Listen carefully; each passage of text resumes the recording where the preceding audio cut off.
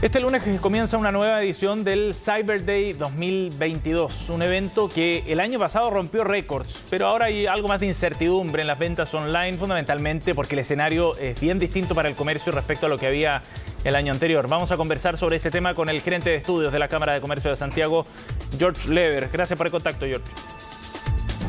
Buenos días, Sebastián. Buenos días, gracias por conversar con nosotros.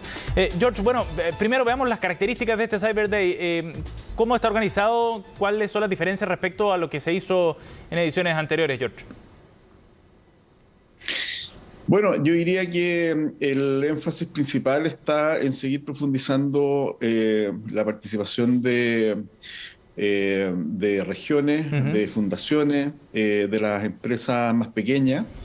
Y en este caso en particular yo creo que hay una necesidad muy importante en el sector de servicios presenciales que dentro de todo el boom que ha tenido el comercio electrónico ha sido un sector que quedó rezagado producto de que precisamente uno de los motivos que impulsó este gran crecimiento del comercio electrónico fue la falta de presencialidad, ¿no es cierto? Que nos hizo incentivar el consumo a distancia, ¿verdad?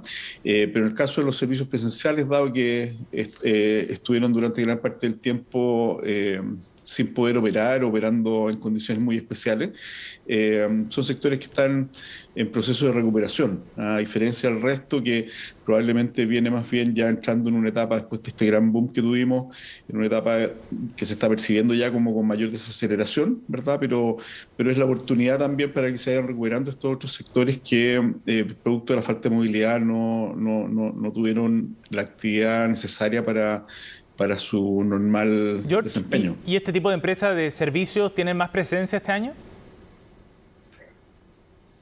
Bueno, más presencia que el año pasado sí, pero más que la cantidad yo diría que es la expectativa respecto de la demanda, ¿no es cierto? Una demanda que, como decía, se viene recuperando. Estamos volviendo a las actividades presenciales, a la actividad del turismo, por ejemplo, que estuvo tremendamente golpeada, y todo lo que tiene que ver con recreación, con gastronomía, con tiempo libre, ¿no? ¿Verdad?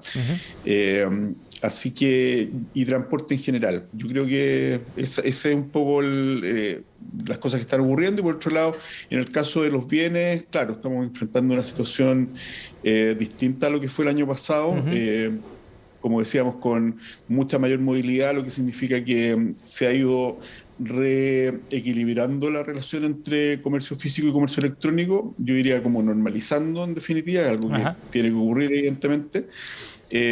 Pero también tenemos, bueno, una situación donde ha aumentado la inflación, donde tenemos tasas de interés más altas, donde hay menor liquidez en los hogares en relación al año pasado, en fin. Entonces, todos esos son elementos que han dibujando un panorama diferente a lo que veíamos hace 12 meses atrás. Probablemente, entonces, las ventas sean menores este año respecto al 2021. Yo creo que el evento va a tener un impacto importante como suele hacerlo, digamos. Pero el año pasado tuvimos un evento el que convergieron muchos factores, ¿no es cierto?, que hicieron que se convirtiera en un evento histórico, ¿no? Que va a ser difícil volver a esos niveles, ¿verdad?, por todos los elementos que estamos comentando. Salió de trayectoria, en definitiva, lo vimos luego en el Cyber Monday, donde hubo un crecimiento importante en relación al Cyber Monday anterior, pero las cifras fueron inferiores al Cyber Day del año pasado. Entonces, ahora seguramente un poco la expectativa es superar lo que fue el Cyber Monday, es decir, volver a la normalidad, pero por debajo de lo que fue el Cyber Day 2021, que fue, como decía, que tuvo todos estos factores que hicieron ser una particularmente especial. Sí. George, ahora, si es que vamos más atrás, antes de la pandemia, ¿cómo compararías tú este tipo de eventos y la situación en general, digamos, del comercio electrónico en Chile en comparación a lo que había el 2019, por ejemplo, antes de que se diera la pandemia, con todo lo que eso significó en términos de crecimiento para este sector? No, ha tenido el comercio electrónico en general, aceleró como pasó en digital en general, ¿no? Con la ventaja de que el comercio electrónico ya estaba mucho más desarrollado en su estructura que otras áreas. Por ejemplo, no sé, la educación tuvo también un incremento muy importante, pero pero no tenía una estructura tan sólida como para aprovechar de una manera más intensa lo que fue esta crisis de movilidad, ¿no? No, el comercio electrónico tenía, básicamente yo diría que superó de hecho algunas áreas que eran áreas muy críticas desde siempre, como el tema de la logística, por ejemplo, que en un primer momento se vio tremendamente afectada por este exceso de demanda inicial, pero que luego logró recuperar sus capacidades a partir del desarrollo de muchos modelos casi de micrologística, ¿verdad? De entrega de última milla, ¿no? Y el comercio electrónico en general yo diría que atrajo muchos nuevos vendedores, porque eso es muy importante, ¿no es cierto? Muchas empresas que no hacían comercio electrónico finalmente lo tuvieron que hacer, y atrajo a muchos compradores nuevos también. Y una de las características que ha tenido el comercio electrónico a través de su historia es que cuando eso pasa, es decir, cuando entran nuevas empresas y cuando entran nuevos consumidores, al descubrir los beneficios que tiene el canal, normalmente siguen siendo vendedores y compradores del comercio electrónico. Claro. Entonces hoy día estamos disminuyendo intensidad en relación a cuando estaba cerrado el comercio físico, pero tenemos una base de comercio electrónico mucho más grande que la que teníamos antes de la pandemia, ¿no? Sí. Para ponerlo en términos simples, no sé, en el caso de los bienes durables, por ejemplo, antes de la pandemia representaban sus ventas algo así como el 20% en el comercio electrónico sobre las ventas totales.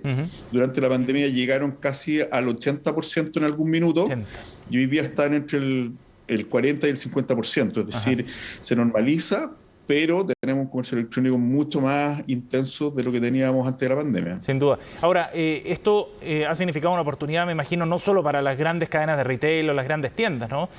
¿Cómo han visto ustedes la evolución de pequeños comercios, pymes, digamos, emprendimientos que también se han ido sumando a estas ventas excepcionales como el Cyber Day de mañana, pero también han incorporado como un canal de venta regular, digamos? Sí, como decía antes de la pandemia, el porcentaje, había muchas pymes que hacían comercio electrónico, pero como porcentaje del total de las pymes era muy bajo. De hecho, nosotros lo veníamos planteando hace unos 5 años atrás, antes del inicio de la pandemia, que había un rezago evidente en el comercio pequeño, en actualizarse hacia el comercio electrónico. Y uno de los grandes impactos que tuvo la pandemia es que el gran comercio ya estaba obviamente en el canal online, ¿no es cierto? Pero uno de los grandes impactos fue que un altísimo porcentaje del pequeño comercio se subió al comercio electrónico. Por lo tanto, hoy día, como dices tú, disponen de un canal que antes no tenían, que no habían explorado, y eso evidentemente que los deja en muchas mejores condiciones para competir en el mundo del consumo. Eso es un hecho súper concreto y que ha traído un gran beneficio en general a nuestra economía, más allá del comercio electrónico. Sí, claro, para poder repuntar. George, ¿cuántas empresas son las que están inscritas para mañana? Son prácticamente 800 empresas. 800 empresas para estos 3 días de Cyber Day 2022. George, gracias por conversar con nosotros para contextualizar este evento que parte a la medianoche de este domingo. Gracias por conversar con nosotros. Muchas gracias, Sebastián. Un gusto. Chao, buen día. Buen día.